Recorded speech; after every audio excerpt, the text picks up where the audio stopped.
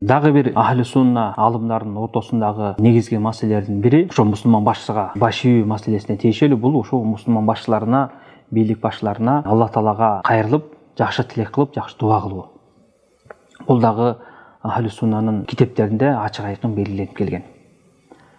Мына ошо жогоруда айтып кеткен Абу Жафар Тахави деген чоң алым киши, Ханафи мазхабында чоң көрүнүктүү алым, ошол өзүнүн акыйда китебинде ошо мусулман башчыларына дуа кылып, алар үчүн ийгилик тилеп, жакшылык менен Аллах Таала кайрылабыз деп айткан да. Мына бул жөнүндө дагы көптөгөн алымдар Абдуллах ибн Мубарак, Имам Ахмад, Фудайл ибн Ият деген ушундай чоң алымдар баары тең айтып кеткен. Имам Барбахари Шарх ус-Сунна китебинде керек болсо ошол киши баса белгилеп айтып атат. Кайсы бир кишинин ошо мусулман башчысына каршы дуа кылып, каргыш айтып аткан болсо, аны билип койгон, ал өзүнүн нафсисин ээрчиген адам.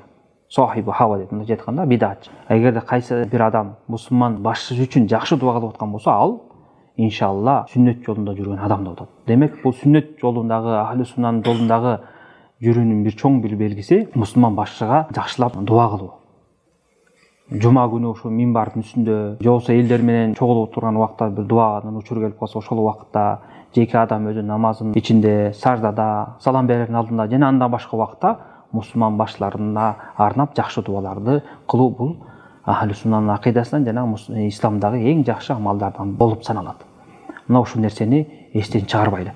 Мына жогоруда айтып кеткен Имам Ахмад ушул киши айтат, эгерде менин мындай кабыл боло турган бир дуам болгондо, ушул мусулман башчысына ардамакмын деп атат. Көрүңүздөрбү, ал киши өзүнүн жеке нафсисин ойлогон жок.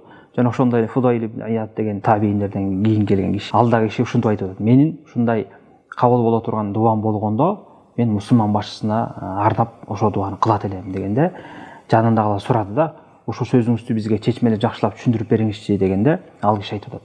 Мен өзүмө жеке дуа кылсам, ал менден өтпөйт. Мага эле тиешелүү болуп калат. Мага эле жетет.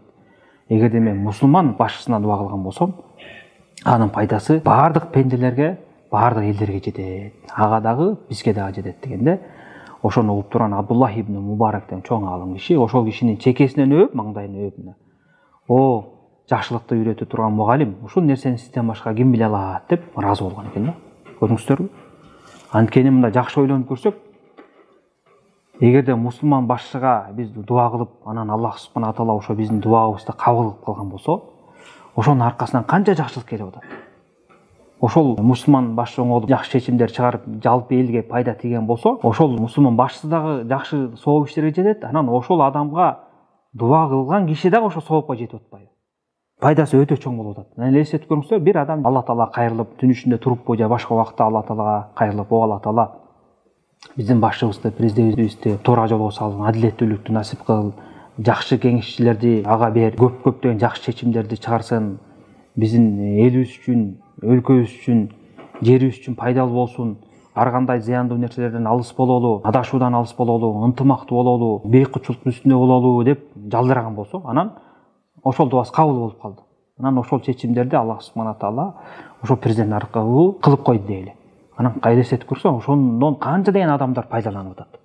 Анан ошонун баары сообу жана дуа кылган адамга дагы эч бир кемибезден тийип турат да. Пайгамбар саллаллаху алейхи вассалам ачык айтып атпа, Муслим деген хадисте, ким өзүнүн бир тууганына, ошо бир тууганы жок кезде дуа кылган болсо, ал билбеген акыбалда.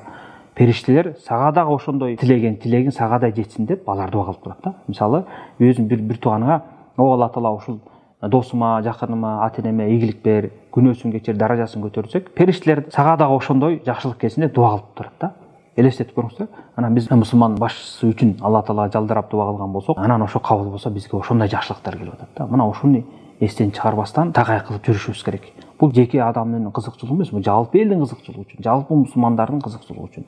Ошондуктан мына бул жерден биз эмнени байкасак болот? Ушу ахли сунна алымдарынын ушундай дыккат мамиле кылганын, ушундай илимдери терең экенин байкасак болот да.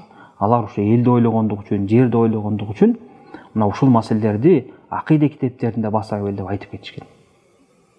Ошо биз мусулман башчыларына дуа кылабыз, тилек тилейбиз деп. Мына ушул нерсени дагы биз ачык айкын көрсөтүшүбүз керек. Отуруштарда отурган убакта башчыларыбызга, өлкөбүзгө, президентибизге, жан жөөкөрлөрүнө, вазирлерине, жардамчыларына Аллах Таала ийгилик берсин, туура чечим насип кылсын, күнөө иштерден алыс кылсын, бардык жакшылыкты насип кылсын, алардын иштерине ийгилик берсин деп ушундай дуалар кылып турушубуз керек. Бул дагы мына чыныгы мусулмандын сыпаттарынын бири.